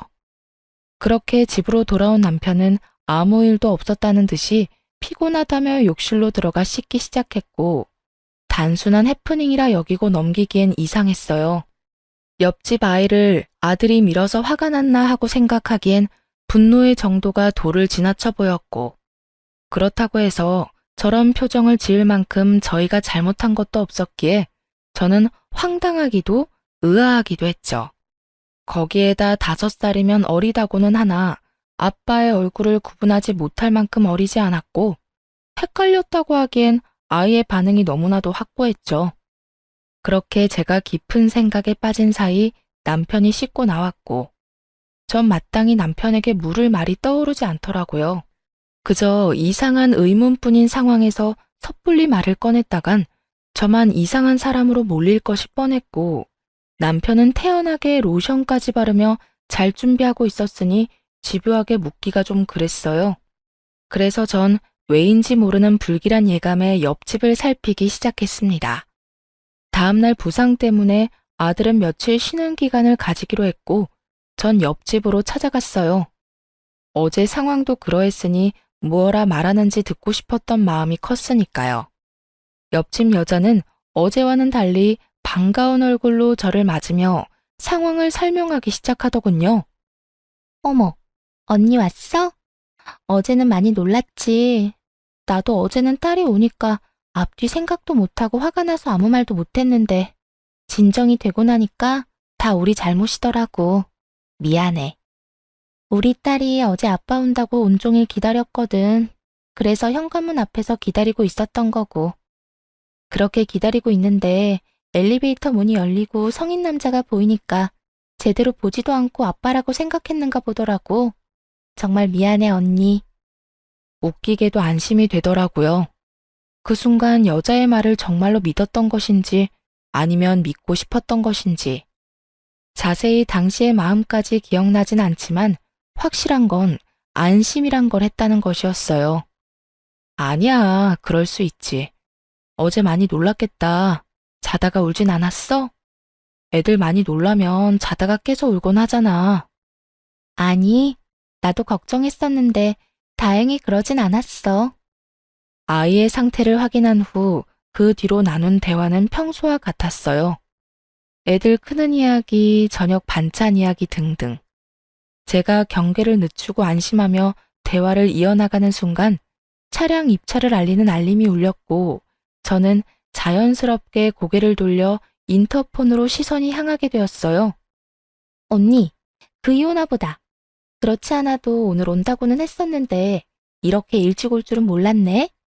미안한데 다음에 또 이야기 나누면 안 될까? 오늘 중요하게 나눌 이야기가 있어서. 알겠어. 그럼 가볼게. 서둘러 신발을 신고 나오는 길. 저는 또 보고야 말았어요. 차량 입차 알림에 뜬 차량 번호가 남편의 차 번호와 같다는 것을요. 옆집에서 나오자마자 다리가 다 떨려오는데 이게 무슨 일인가 싶더라고요. 아니라고 하기엔 분명 남편의 차 번호였기에 저는 확인해야만 했죠. 그래서 전 복잡한 생각은 잠시 접어두고 몸을 숨겼어요. 남편의 차가 입차를 했으니 곧 남편이 여기로 올라올 테니까요.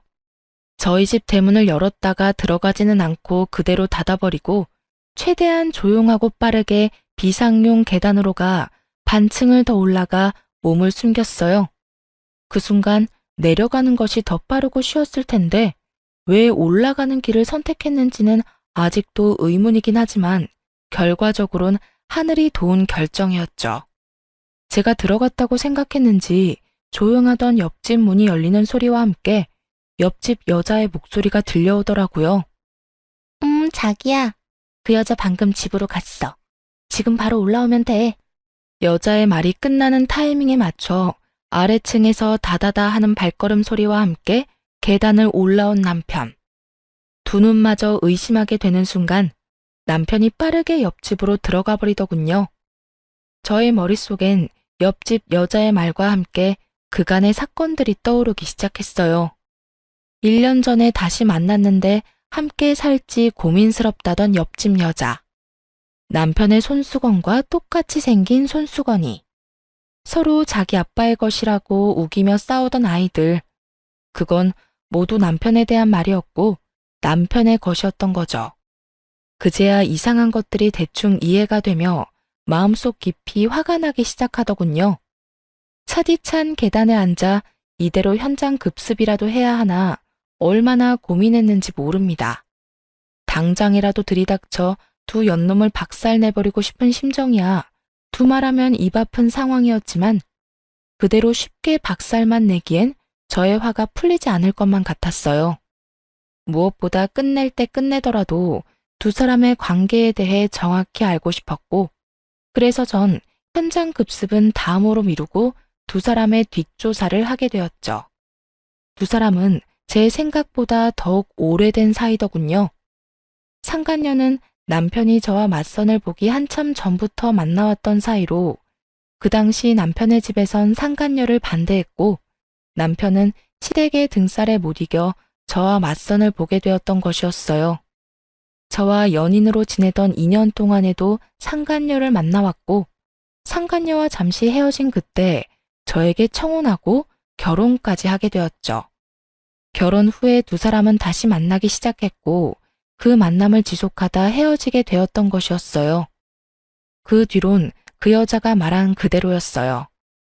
남편과 헤어지고 난 후 상간녀는 임신 사실을 알게 되었고 혼자 아이를 키우다 다시 재회하게 된 것까지도요. 신혼 초 대면대면하던 모습은 상간녀에게 마음을 쏟고 있던 터라 그러했던 것이었고 최근 들어 늦었던 것은 상간녀와 재회를 한 후라 그러했던 것이었으며 자꾸만 늦은 남편에게 제가 섭섭함을 내비쳤을 땐 안 되겠다 싶어 내린 결정이 상간녀와 딸의 보금자리를 옆집으로 옮기는 것이었겠죠. 바로 옆집이니 잠깐씩 들릴 수도 있으니 말이에요. 그런데 참 웃기지 않나요? 아직 어린 딸의 입은 어떻게 막을 생각이었을까요? 아니, 언제까지 숨길 수 있다고 생각했는지 참 그 속마음은 지금까지도 알 수가 없네요.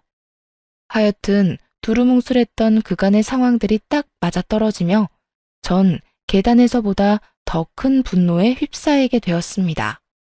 도대체 저를 얼마나 우습게 봤으면 상간녀와 딸을 우리 집 옆에다 이사시킬 수 있는 것인지, 그 사랑이 얼마나 대단했으면 그 긴 세월 상간녀를 잊지 못하고 결국 다시 만나는 것인지.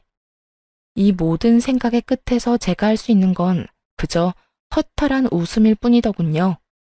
그렇게 울고 웃기를 한참, 가까스로 정신을 차린 저는 친정의 전화에 모든 사실을 알렸어요. 많이 놀라실 것이 분명했지만 언젠가 아실 일이기도 했고 당장 아들을 맡길 곳이 마땅치 않았기에 어쩔 수 없는 선택이었죠. 부모님은 저의 소식에 운전을 한사코 말리시며 직접 오셔 아들을 데리고 가셨고 저의 복수는 그렇게 시작되었습니다. 제일 먼저 전 관리실에 전화해 남편의 차량을 다시 저희 집으로 옮겼어요. 그리고는 기다렸죠. 차량이 들어왔다고 알리는데 남편이 집으로 돌아오지 않는 날을요. 하지만 남편은 무슨 눈치라도 챈 것인지 매번 집으로 들어왔고 전 그 지루한 기다림 속에 재미를 찾기 위해 옆집을 드나들고 있었어요. 요즘 우리 아들 친정에 가 있거든? 그래서 그런지 요즘 다시 신혼으로 돌아간 기분인 거 있지? 아, 그래요? 응. 남편도 평소보다 더 다정해지기도 하고 스킨십도 많이 하기도 하고. 아니 글쎄 어제는 출근한다고 현관문 열다 말고 들어와서 뽀뽀까지 해주는 거 있지? 그랬구나. 저의 잊지도 않은 애정과 시에 상간녀의 입은 웃고 있었지만 눈은 저를 노려보고 있었고 그런 썩어 문드러지는 상간녀의 표정을 지켜보는 재미가 꽤 쏠쏠했어요. 얼마나 신났는지 그 표정은 아직도 잊히지 않네요. 그렇게 기다림이 지루하지만은 않은 날들이 지나가고 있던 어느 날 늦은 밤에 집으로 돌아온 남편은 웬일인지 몸도 가누지 못할 만큼 취해 있었어요. 술에 잔뜩 취한 남편은 혀가 다 꼬여버린 채로 고해성사라도 하듯 숨겨놓은 말들을 쏟아내기 시작하더군요. 여보, 진짜 미안해. 너무 미안해. 내가 죽일 놈이야. 정말 미안해. 뭐가 미안한데? 내가 죽일 놈이라 미안해. 그래서 나 다 정리할 거야. 이번 주말에 다 정리하고 당신하고 우리 아들, 내 가정 지켜낼 거야. 그러니까 조금만 기다려줘. 전 직감적으로 알 수 있었어요. 다가오는 주말에 남편이 상간녀와의 관계를 정리하려고 한다는 것을요. 그 말을 듣는데 한심하게도 멈칫하게 되더라고요. 남편에게 마음이 남아서도 아니었고 부부관계에 미련이 남아서도 아니었어요. 오로지 아들. 아들 때문에 그냥 여기서 모든 걸 덮고 아무것도 모른 척하며 결혼 생활을 이어나가야 하나 싶은 생각이 들더라고요. 하지만 그 생각들의 꼬리를 물고 몇 번의 재회를 한 두 사람이 떠올랐고 지금 정리한다고 한들 그 이별이 영원하진 않을 거란 생각이 들었죠. 그래서 전 마음을 다잡고 남편이 정리를 마음먹은 그날에 저도 모든 것을 정리하기로 했습니다. 그렇게 주말이 다가오고 전 평소 신경도 쓰지 않던 외모에 신경을 쓰기로 했어요. 초라해 보이긴 싫더라고요. 정리를 당하는 입장도 아니고 정리를 하러 가는 입장인데도 여자 마음이란 게 무엇인지 마지막 모습만큼은 당당하고 예뻐 보이고 싶더라고요. 치장을 끝내고 남편을 기다리고 있으니 생각보다 이른 시간에 남편의 차가 집으로 들어오더군요. 저는 남편의 차가 들어옴과 동시에 현관으로 가 귀를 대고 기다렸고 저의 예상대로 상간녀의 목소리가 들리는가 싶더니 옆집 문이 닫히더라고요. 그렇게 30분을 기다렸고 그 30분이 제 인생에서 가장 긴 30분이었죠. 굳게 다잡았던 마음은 속절없이 흔들리고 있었고 그럴수록 전 더 강하게 제 마음을 다잡았죠. 그렇게 30분이 조금 지날 무렵 전 옆집으로 가 벨을 눌렀고 현관문을 연 상간녀는 울고 있더군요. 전 그런 상간녀를 밀치고 집으로 들이닥쳤어요. 그 짧은 사이 신발은 어디다 감췄는지 보이지 않았고 남편 역시 보이지 않더군요. 언니, 왜 그래? 뭐해? 갑자기 남의 집에 와서 이게 뭐 하는 짓이야? 상간녀는 고함을 지르며 저를 말리려고 애썼지만 이미 눈이 돌아버린 저는 그런 상간녀를 밀치고 남편을 찾기 시작했어요. 안방에도 화장실에도 없던 남편은 아이의 방에서 다리를 떨며 침대에 앉아 있었고 벌컥 문을 열어젖힌 저와 딱 마주치게 되었죠. 전 한심한 꼴의 남편을 그저 바라보았고 그런 저를 본 남편은 저에게 득달같이 달려와 저를 붙잡고 변명을 하기 시작했어요. 여보, 내가 설명할게. 내가 설명할 수 있어. 전부 오해야. 정말이야. 당신이 생각하는 그런 거 아니니까 제발 내 말 좀 들어봐.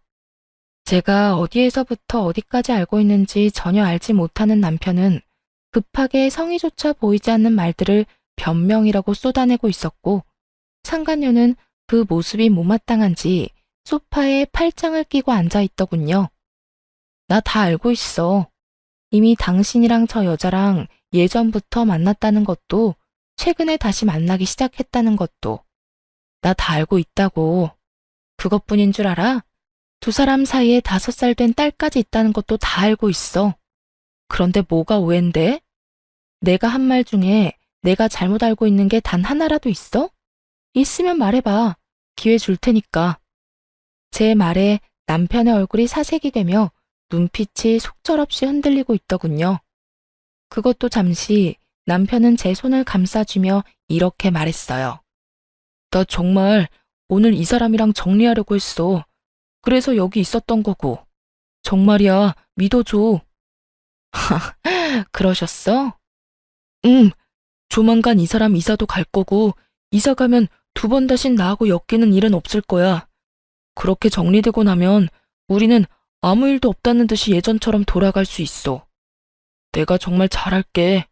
당신하고 우리 아들한테 정말 잘할 거야. 가정에 충실한 남편이 될 자신 있어. 그러니까 당신이 한 번만 눈 감아주면 안 될까? 나 당신 사랑하는 거 알잖아. 나 이제 당신밖에 없어.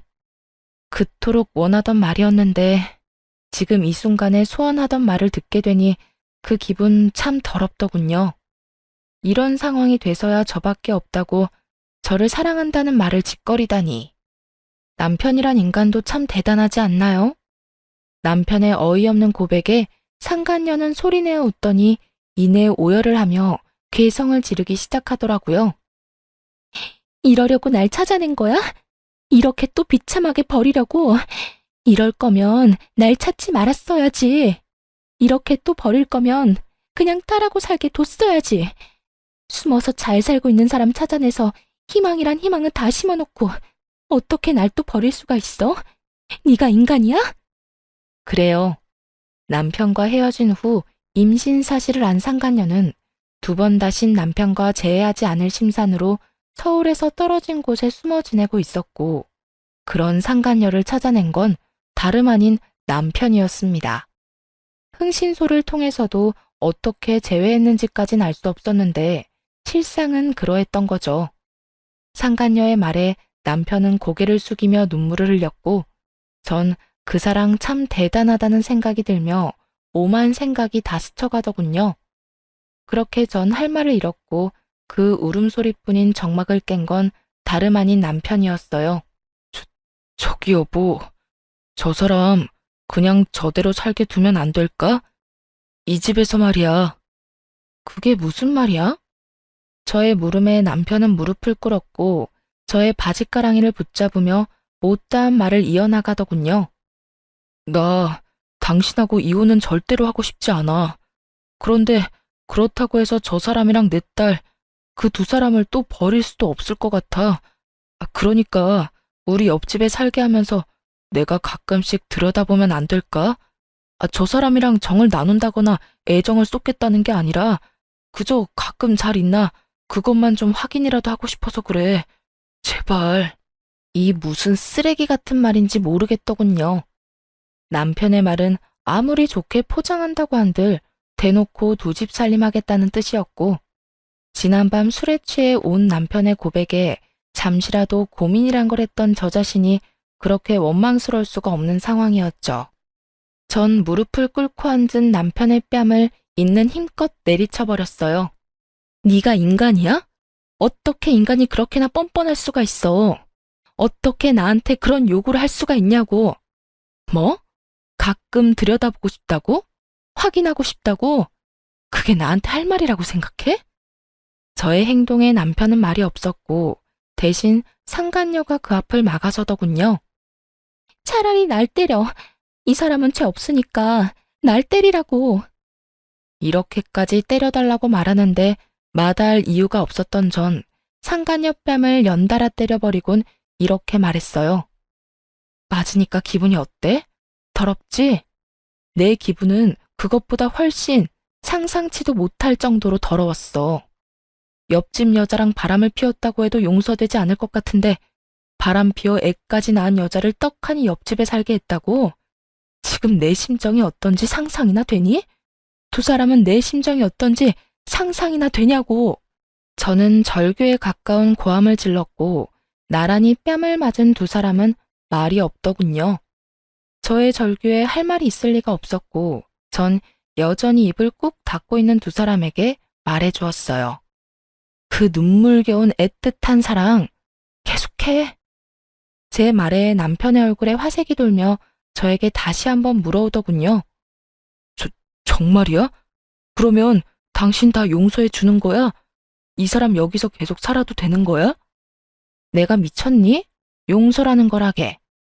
내가 물러나 줄 테니 2사람 계속 사랑하라는 이 말이야. 그렇게 애절한데 어떻게 헤어지겠어? 그러니 내가 빠져줘야지. 당신은 이야기 마무리되는 대로 집에서 짐부터 빼. 난 더는 한순간도 당신이랑 한 공간에 있고 싶지 않으니까. 본격적인 이혼 이야기가 나오려고 하자 남편은 마음이 급했는지 말도 안 되는 걱정을 하기 시작하더군요. 당신 혼자 어떻게 살려고 그래? 우리 아들은 어떻게 하고? 그러지 말고 한 번만 다시 생각해줘. 내가 다 잘못했다니까? 이 얼마나 웃기는 걱정인가요? 잘못을 저지른 남자들은 왜 하나같이 자신이 없으면 여자들이 죽지 못해 살 것이라고 생각들을 하는지 도무지 이해되지 않았는데 제 앞에도 이해 안 되는 인간이 있더라고요. 잘못이고 나발이고 다 필요 없으니까 당장 짐 빼. 알겠어? 그리고 회사로 들어가던 투자금도 더는 기대하지 마. 나하고 이혼하는 마당에 우리 아빠가 당신한테 투자할 이유가 없잖아? 그러니까 그 되지도 않는 내 걱정은 그만하고 회사 걱정이나 해. 남편의 사업은 아빠의 투자로부터 시작된 것이었어요. 가난한 집안의 장남이었던 남편은 집이 가난한 대신 능력은 출중했죠. 그런 남편을 좋게 봤던 아빠는 저에게 남편을 소개시켜 주었고, 아빠의 소개로 저는 남편을 알게 되었던 것이었어요. 아빠의 경제적 지원으로 그간 많던 고비를 넘기며 회사를 키웠던 것인데, 투자가 없어진다면 그 뒤의 상황은 불보듯 뻔했죠. 조금 전까진 죄인도 그런 죄인이 없더니 투자금 이야기가 나오니 남편의 그런 모습은 온데간데 없이 사라지고 눈에 불을 켜며 노발대발 따지기 시작하더군요. 그런 말이 어딨어. 그러면 회사는 어떻게 하라고? 그 돈 빼면 회사 망하는 거 몰라? 그러면 바람 피운 것도 모자라서 살림까지 차려줄 때 문드러지는 내 심정은 어떻게 할지 생각이나 하고 있다는 상황을 만들었어? 아, 됐어. 이제 와서 묻고 따져봤자 뭐 하겠어. 어차피 결론은 하나인데. 무슨 결론? 이혼하자. 우리 제발 이혼하자. 제 입에서 드디어 이혼이라는 말이 나오고 남편은 애원하며 매달리기 시작했어요. 이혼은 무슨 이혼이야. 난 이혼 같은 거 절대 못해. 당신이랑 나랑 어떻게 이혼을 해? 우리 사이에 아들이 있는데. 그러지 말고 내가 저 사람이랑 원래 계획대로 정리할 테니까 당신도 이혼 생각은 하지도 마. 자신과 상간녀 사이에도 자식이 있다는 사실을 잊은 것인지 아들 핑계까지 대며 남편은 이혼을 거부하고 있었고, 전 그런 남편의 말들이 그저 웃기더라고요. 그렇게 한바탕 웃어보았고 예상치 못한 저의 반응에 남편은 어리둥절한 듯 물어왔어요. 당신 괜찮아? 무섭게 왜 갑자기 웃어? 웃기지 않아? 난 너무 웃기는데. 뭐가? 네가 하는 말들이 너무 웃겨. 넌 내 자식만 네 아들이야? 저 여자 딸은 네 딸이 아니야? 어떻게 투자금 뺐다는 말에 또 행동이 바뀌어? 참 대단하다, 대단해. 급한 상황이 맞긴 했죠. 사업 확장은 그저 늦게 퇴근하기 위한 핑계가 아닌 실제로 일어나고 있는 일이었고, 그랬기에 남편의 사업장에 그 어느 때보다 아빠의 투자금이 절실할 때였으니까요. 전곡이 찔려버렸는지 남편은 말까지 더듬으며 변명하고 나서더군요. 투자금 때문이 아니라 정말로 당신을 사랑해서 그런 거라니까. 전 이제 진짜 그만하고 싶다는 생각이 들었고 다시 한번 남편에게 말했습니다. 사랑은 저 여자랑 많이 하고 우린 이혼해. 진심이고 당신이 무슨 말을 어떻게 하든 난 흔들리지 않을 거야. 그러니까 이럴 시간에 앞으로 어떻게 살지 그 고민이나 해. 그러면 법원에서 봐. 저는 이혼을 통보하고 나와버렸고 이혼 소송을 하게 되었어요. 전 생각보다 많은 재산 분할과 함께 두 사람분의 위자료를 받으며 이혼하게 되었고, 전 남편의 회사는 제 예상보다 빨리 무너져 내렸어요. 돈이 많이 필요로 하던 시기에 전액 회수한 투자금이라 그 큰 돈을 메꾸려 사방팔방으로 다니며 애쓰는 듯 했지만, 그런 노력에도 불구하고 결국 전 남편의 회사는 망해버렸죠. 남은 재산 역시 빚마금으로 다 날리고 말았다는 소식을 전해 들을 수 있었어요. 옆집은 이혼 소송이 진행되는 사이 빠르게 이사를 하였는데요. 그 두 사람이 어디로 떠나버렸는지에 대해선 궁금하지도 않았는데, 전 시모가 참 친절하게도 전화까지 걸어 알려주더라고요. 너 여기 누가 와서 지내고 있는 줄은 아니?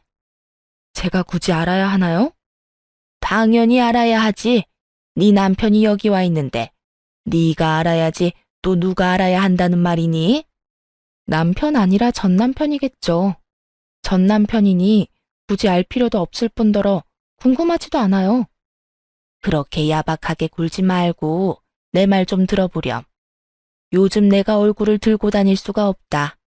장가 잘 갔다고 온 동네에 소문이란 소문은 다 돌았는데 갑자기 저렇게 내세울 거 없는 여자랑 애까지 안고 와서 사는데 내가 얼굴을 들고 살 수 있겠니? 그래서요? 그래서요는 무슨 그래서요야? 네가 다시 우리 아들 데리고 가야지.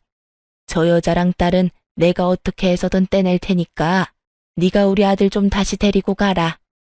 아들 혼자 올라가는 것보다 네가 내려와서 데리고 가는 게 여러모로 보기 좋지 않겠니? 이 와중에도 자신의 체면을 생각하는 전시모의 말을 듣고 있는데 참으로 어이가 없더군요. 어떤 생각으로 살면 저런 말을 아무렇지 않게 내뱉을 수가 있는 것인지 그 머릿속이 다 궁금해지는 지경이었어요. 그럴 거였으면 애초에 이혼 따윈 하지 않았겠죠. 돈 쓰고 시간 써가며 소송까지 한 이혼이에요. 그렇게 힘들게 한 이혼인데 제가 미쳤다고 거기까지 내려가서 그 인간을 다시 데리고 오겠어요? 바람 피운 것도 모자라서 애까지 있는 파렴치한 놈을요? 저는 욕이라도 하고 싶은 마음을 겨우 억누르며 말했고 그런 제 말을 들은 전시모의 입에서 나오는 말들은 너무나도 주옥 같아 가관일 수밖에 없더군요. 잘 생각해보려무나. 내 아들이 바람을 왜 피웠겠니? 왜 그 여자를 못 잊었겠어? 다 네 잘못이지 않겠니? 네가 내 아들 마음만 잘 잡고 살았어도 이런 일이 있었겠어? 남편 마음 하나 잡지 못한 것이 어디서 다 내 아들 탓만 하고 있어? 말이야 바른 말이라고 싫다고 싫다고 하는 걸 겨우 설득해서 결혼시켰으면 그 다음부턴 네가 알아서 했어야지. 내 말이 틀리니? 같은 여자로서 그게 할 말이에요? 제 탓이라뇨. 바람 피운 사람이 잘못이지 믿고 있다가 뒤통수 맞은 사람이 무슨 잘못인가요? 그렇게 마냥 믿고만 있으래? 기가 막혀서 진짜 궁금해서 물어보는 건데 그렇게 당당한 어머님은 아버님이 옛 여자랑 다시 만나서 애까지 낳고 옆집에서 두 집 살림한다고 하면 그저 참고 살 수 있어요? 넌 무슨 그렇게 재수 없는 말을 하니? 그러니까요. 나도 마찬가지예요. 본인도 못 참고 못할 일을 왜 나한테 요구하는지 모르겠는데요. 상상만 해도 재수 없는 그 상황을 실제로 겪어냈는데 다시 잘 살아 볼 생각을 한다면 그건 내가 미친년이죠. 그렇지 않나요? 저기 그러지 말고 잘 생각해보거라. 내려오는 게 정 안 되면 굳이 내려오지 않아도 돼. 아니 다 필요 없고 이혼했으니까 다신 연락하지 마세요. 연락받는 것도 오늘이 마지막이니까. 너 정말 끝까지 이럴 거야? 사과 한마디 없이 끝까지 당당한 전시모의 말을 듣고 있는데 도대체 왜 내가 이런 인간이랑 시간 낭비를 하며 통화를 하고 있나 깊은 회의감마저 들더군요. 그래서 전 모질게 할 말을 다하고 전화를 끊어버렸어요. 네, 끝까지 이럴 거고요. 저한테 이럴 시간에 아들한테나 신경 쓰세요. 그 잘난 아들 쫄딱 망해서 내려간 건 전혀 모르죠? 당연히 동네 사람들도 모를 테고. 소문나는 건 시간 문제일 텐데 망신도 그런 개망신이 또 없겠네요. 그러니까 이럴 시간에 입단속이나 잘 시키고 새로운 가족들이랑 가난에 허덕이면서 잘 사시라고요. 그 뒤로도 여러 번 전화가 걸려왔지만 전 받지 않았고 집요했던 전시모의 연락이 끊기며 더는 시간 낭비하는 일은 없었습니다. 그 후 아들과 저는 잘 지내고 있어요. 처음 이혼 사실을 아들에게 알렸을 때 아들은 상황을 받아들이지 못하고 많이 울고 많이 힘들어했어요. 그런 아들의 곁에서 저 또한 참 많이 힘든 순간이었죠. 그렇게 지나가지 않을 것만 같던 순간들이 지나고 아들은 생각보다 더 이혼을 잘 받아들여 주더군요. 이혼을 하고 초반엔 아빠를 찾는 아들 때문에 전 남편이 가끔 아들을 보러 오는 일이 있었어요. 하지만 사는 것이 힘들긴 한 것인지 아니면 상간녀의 눈치가 보이는 것인지 그 드물게 오던 발길을 끊은 지도 오래되었네요. 연락마저도 끊겼고요. 다행스럽게 그 시기에 맞물려 아들도 전보다 자주 아빠를 찾진 않더라고요. 어느새 아들은 12살이 되었어요. 여전히 축구를 잘하고 또 여전히 제 눈에는 제일 잘생긴 왕자님이랍니다. 그런 아들에게 이른 사춘기가 지나는가 싶어 안심했더니 그건 사춘기도 아니었더라고요. 요즘 하는 행동을 보면 말이에요. 그래서 요즘 저희 모자는 주말마다 이곳저곳을 다니고 있어요. 틈만 나면 휴대전화를 붙잡고 있는 아들과 눈을 마주하기 위해 캠핑을 다닐 때도 있고요. 조금은 격양된 아들의 마음을 진정시켜주기 위해 낚시를 갈 때도 있고요. 가자고 하면 귀찮다고 하며 안 간다고 툴툴대면서도 막상 가서 저보다 더 즐거워하곤 한답니다. 최근 들어 낚시를 갈 때면 누가 더 많이 잡나 내기를 하곤 하는데요. 현재 스코어가 제가 2, 아들이 0인 터라 이번만큼은 무슨 일이 있어도 저를 이겨보겠다고 유튜브까지 찾아보고 있는 거 있죠? 그 모습이 얼마나 사랑스럽고 귀여웠는지 몰라요.